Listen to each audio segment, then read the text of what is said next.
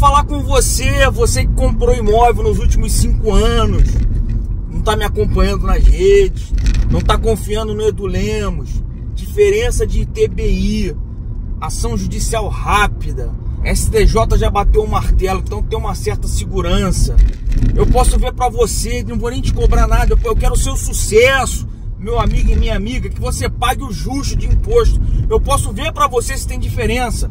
Só você me passar cópia da escritura da aquisição do imóvel rural ou urbano e a guia paga de ITBI. Eu te falo se tem diferença para receber.